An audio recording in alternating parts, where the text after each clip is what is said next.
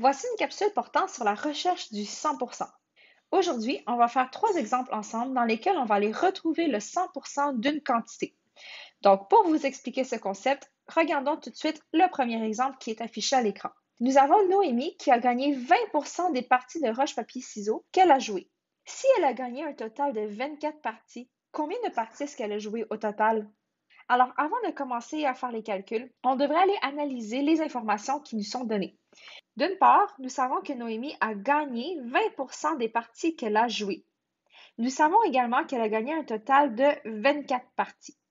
Par contre, ce qu'on cherche dans cette question, c'est le nombre de parties qu'elle a jouées au total. Alors, à travers ces 3 parties d'informations que j'ai surlignées, nous avons 2 catégories d'informations. J'ai le nombre de parties que Noémie a gagnées et j'ai le nombre de parties qu'elle a jouées au total.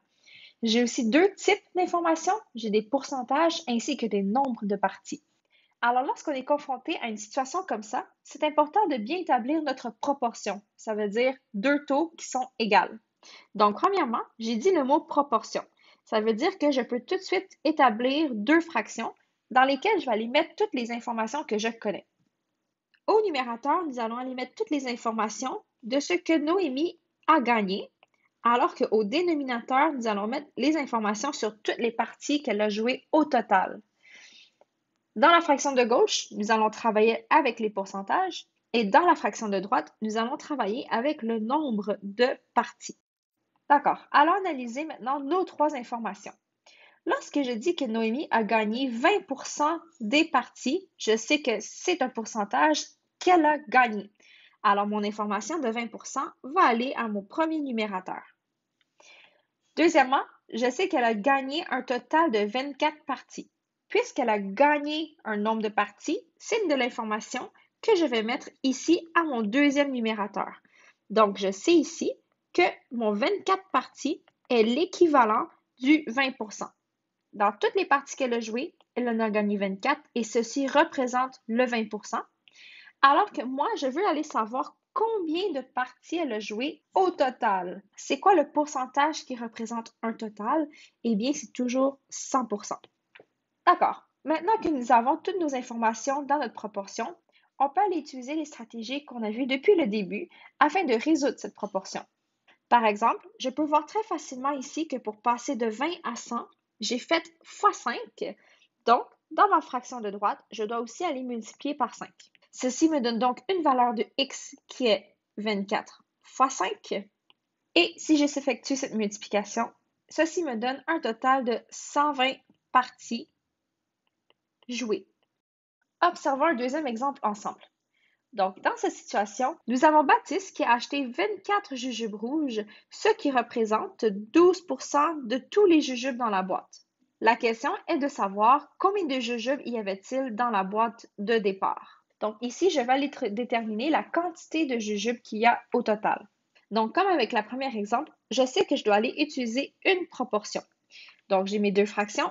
Je sais que ma fraction de gauche, on va travailler avec des pourcentages, alors que ma fraction de droite, je vais travailler avec le nombre de jujubes. Sur mes numérateurs, je vais travailler avec le nombre de jujubes rouges, alors que mon dénominateur, je vais aller voir le total. Maintenant, on est prêt à aller mettre l'information dans notre proportion. Première information, les 24 jujubes rouges qui représentent 12%. Ici, tout simplement, j'ai 24 jujubes. Et mon 12% de jujubes dans la boîte, ça représente les 24 jujubes rouges. Alors, j'ai mon 12% dans mon numérateur. Mon premier dénominateur ici, je cherche le total en pourcentage et je sais que ça va être 100%. Et je cherche l'information suivante, donc le nombre de jujubes au total. Sachant que 12% de mes jujubes, c'est égal à 24, je peux maintenant les retrouver, c'est quoi mon 100%? Je sais que je peux facilement passer de 12 à 24 en multipliant par 2 et je peux ainsi multiplier par 2 mes dénominateurs. Ainsi, mon x sera 100 fois 2 ou un total de 200 jujubes dans la boîte. Allons regarder un troisième et dernier exemple. Nous avons ici Étienne qui a réussi 23 services durant sa partie de volleyball, ce qui représente 92% de tous les services qu'il a effectués.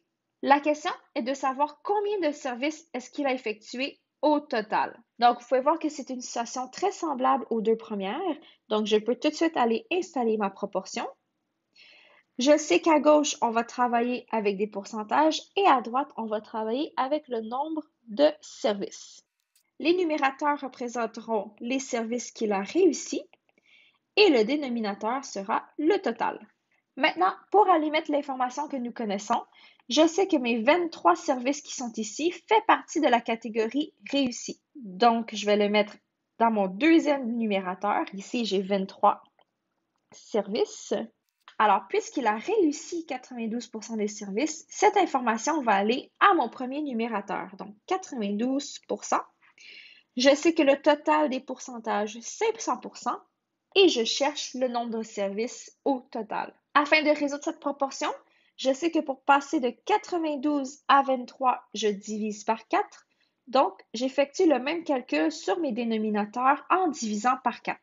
Ainsi, ma valeur x du nombre de services total sera de 100 divisé par 4 et nous savons que 100 divisé par 4 me donne 25 services au total. Et voilà, je vous ai montré à travers ces trois exemples une stratégie afin de retrouver le 100% d'un nombre. Merci!